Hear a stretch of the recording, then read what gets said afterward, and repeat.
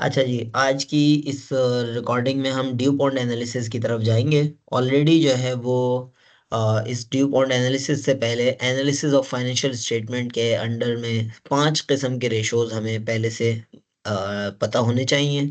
उनमें से profitability ratio है, उसमें मार्केट वैल्यू का रेशो है, इसी तरह जो है वो एसेट मैनेजमेंट रेशोज हैं, और इसी तरह लिक्विडिटी रेशोज हैं और डेट मैनेजमेंट रेशोज हैं। तो ये 5 टाइप के रेशोज जो है वो हमें डिफरेंट इसकी कैटेगरीज जो है वो पता हों, तो उसके बाद हम एडवांस लेवल पे ड्यू पॉइंट एनालिसिस की तरफ जाएंगे। और ड्यू पॉइंट एनालिसिस के बारे में ये बताते हैं कि ये एक कंपनी के फाइनेंशियल स्टाफ ने 1920 में डेवलप किया। अच्छा, इसमें मेनली हमें करना क्या है, रिटर्न ऑन इक्विटी जो है वो आइडेंटिफाई करना है। और रिटर्न ऑन इक्विटी के हवाले से ऑलरेडी जो है वो हमने एक फॉर्मूला पहले सिंपल वाला पढ़ा है। कौन सा फॉर्मूला है, हम उसको एक नज़र देख लेते हैं। रिटर्न ऑन इक्विटी यानी इक्विटी, रिटर्न ऑन इक्विटी जो है वो हमारे पास ROE, return on common equity, जिसको रिटर्न से मुराद यहाँ पर नेट इनकम है और इक्विटी से मुराद कॉमन इक्विटी है। तो जस्ट अगर हमारे पास ये इंफॉर्मेशन मौजूद हो तो फिर हमारे लिए बहुत काम आसान है रिटर्न ऑन इक्विटी मालूम करने का। लेकिन बाज़ औक़ात जो है वो हमें ये इंफॉर्मेशन गिवन नहीं होती, कुछ दूसरी इंफॉर्मेशन गिवन होती है।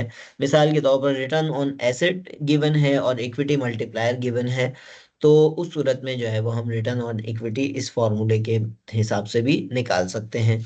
या वाइस वर्सा, कि बाकी कोई चीज़ निकालनी है, रिटर्न ऑन इक्विटी हमें गिवन है तो हम ऐसा कर सकते हैं। अच्छा, प्रैक्टिकली जो है वो अगर देखा जाए इसकी इक्वेशन नंबर 1, सही है। सबसे पहले ड्यू पॉइंट का कोई भी सवाल हो तो सबसे पहले आपने देखना है इसमें इक्वेशन लगनी कौन सी है। 3 इक्वेशंस हैं, तीनों का एक ही मतलब है, लेकिन लेवल ऑफ डिस्क्रिप्शन में फर्क है।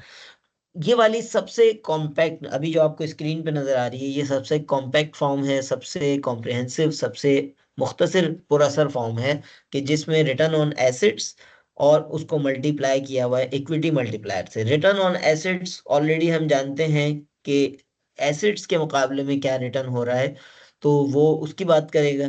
तो ये इक्वेशन 2 जो है ये निस्बतन रिटर्न ऑन एसेट को फर्दर ओपन अप कर रहे हैं, इसको जो है फर्दर जो है ओपन कर रहे हैं कि रिटर्न ऑन एसेट्स में 2 कंपोनेंट्स होते हैं।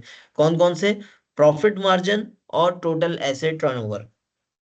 प्रॉफिट मार्जिन अगर आपको पता है तो टोटल एसेट टर्नओवर जो है वो आप उसमें यानी प्रॉफिट मार्जिन और टोटल एसेट टर्नओवर, ये दोनों चीजें रिटर्न ऑन एसेट का पार्ट है। Equity multiplier as it is आ गया।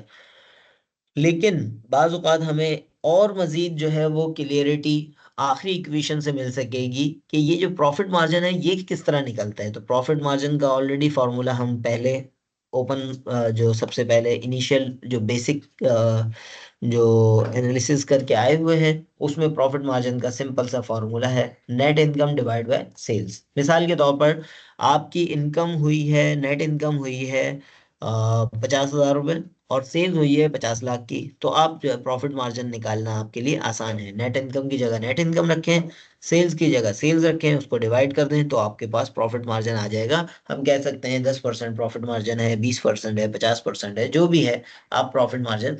अच्छा, प्रॉफिट मार्जिन से मुराद यहाँ पर नेट प्रॉफिट मार्जिन होगा, सही है ना, जब ये वाली फॉर्मूला हम यूज कर रहे हैं। ग्रॉस मार्जिन भी हो सकता है और दूसरे तीसरे भी हो सकते हैं, लेकिन बाय डिफॉल्ट हम प्रॉफिट मार्जिन में नेट प्रॉफिट मार्जिन ले रहे होते हैं। फिर इसी तरह टोटल एसेट टर्नओवर से मुराद क्या है, कि सेल्स टोटल अमाउंट हम यहाँ लिखेंगे और टोटल एसेट्स को मेंशन कर देंगे। तो टोटल एसेट्स, सेल्स को टोटल एसेट से डिवाइड करते हैं तो हमें टोटल एसेट टर्नओवर मिल जाता है। फिर उसके साथ इक्विटी मल्टीप्लायर का वर्ड हमने यूज किया था, तो उसका मतलब क्या है, टोटल एसेट को डिवाइड करते हैं कॉमन इक्विटी से, तो ये हमारे पास इक्विटी मल्टीप्लायर आ जाता है। अच्छा, अब इसको एक सवाल सॉल्व करने की कोशिश करते हैं जो आपकी ब्रिंगम और हॉस्टन वाली बुक से लिया गया है। इसमें 14th एडिशन में 4.6 इसका जो है वो सवाल है। इसमें जो है वो सवाल कुछ इस तरह है, a firm has a profit margin 2%, सही, एंड इक्विटी मल्टीप्लायर ऑफ 2.0 यानी 2, it's sales are 100 million and total asset of 50 million, what is ROE। अब यहाँ पर देखें दो तरीके हैं पॉसिबल। एक तो ROE का बेसिक फॉर्मूला हमें याद है, रिटर्न ऑन इक्विटी। तो रिटर्न ऑन इक्विटी के लिए हमें नेट इनकम पता होनी चाहिए, वो यहाँ पर गिवन नहीं है। फिर इसी तरह इक्विटी पता होनी चाहिए, वो गिवन नहीं है। तो अब दोनों ही चीजें गिवन नहीं है, तो उसको नॉर्मल फॉर्मूले तक ले जाने के लिए प्लस माइनस करके इधर उधर से घुमा घुमू के आपको जो है वो रिटर्न ऑन इक्विटी निकालना पड़ेगा।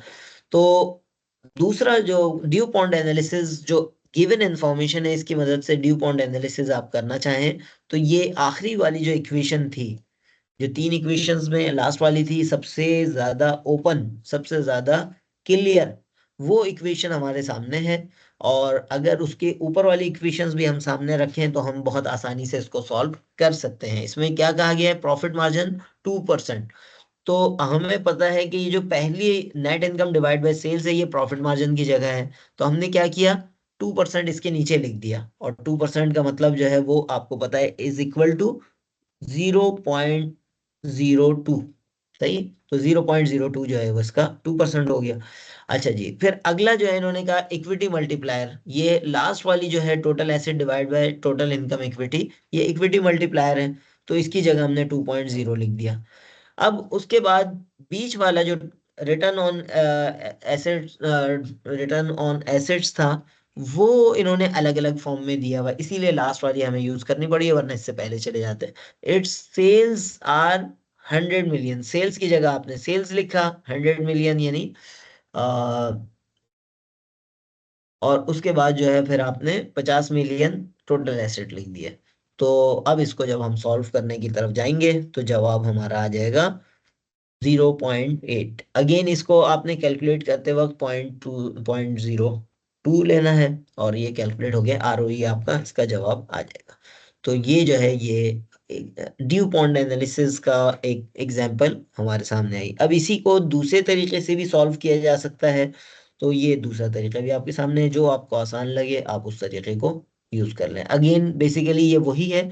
अगर इसको देखें, net income divide by sales, ये NI डैश स्लैश सेल, मतलब वही है। फिर इसी तरह sales divide by total assets, ये वही आ गया। फिर total assets divide by total common equity, तो ये आ गया आपका आखिरी वाला। तो ये बेसिकली उसी अंदाज में, जस्ट इन्होंने थोड़ा सा चीजें कहीं मुखफ़फ़ किया हुआ है, कहीं जो है वो तफसील किया हुआ है। तो जवाब दोनों का 8% आया है। और रिटर्न ऑन इक्विटी जो है वो 8% है, मतलब ये है कि इक्विटी पे ये 8% कमा रहे हैं। फिर इसी तरह इसके कुछ और सवाल भी हैं, उनके जवाब भी मौजूद हैं। फिर इसी तरह तीसरा भी है, और उसका भी जवाब यहाँ पर मौजूद है। फर्दर जो एनालिसिस ऑफ फाइनेंशियल स्टेटमेंट के हवाले से अगर आप सीखना चाहें तो ये एक और पूरा सीरीज है, उससे भी सेल्फ हेल्प ले सकते हैं, किसी और एक्सपर्ट की, एक्सटर्नल एक्सपर्ट की है। लेकिन आपकी सहूलत के लिए जो है ये यहाँ पर मैंने रख दी है, ताकि आप इससे इस्तेफादा कर सकें। सही। तो यहाँ पर आके जो है, जो हमारा एनालिसिस ऑफ फाइनेंशियल स्टेटमेंट का एक लिहाज से कंप्लीशन हुई, और हम यहाँ इसको क्लोज करने की तरफ जाएंगे। एनालिसिस और फाइनेंशियल स्टेटमेंट के हवाले से किसी का कोई सवाल हो तो वो पूछ सकता है। अदरवाइज ये वाली रिकॉर्डिंग हम कंप्लीट करेंगे और दूसरी रिकॉर्डिंग हम स्टार्ट करेंगे इंशाल्लाह।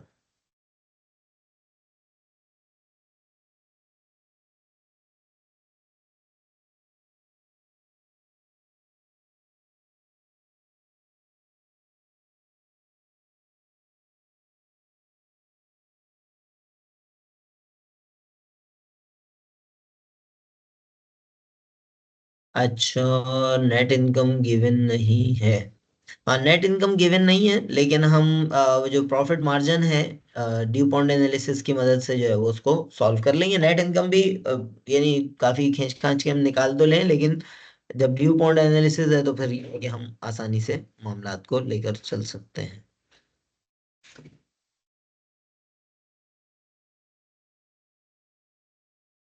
अच्छा जी, इसके बाद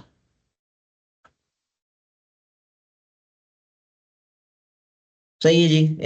इनकम स्टेट, इससे एनालिसिस ऑफ फाइनेंशियल स्टेटमेंट से रेलिवेंट जो बातें थी वो कंप्लीट हो गई। तो ये रिकॉर्डिंग हम यहाँ खत्म कर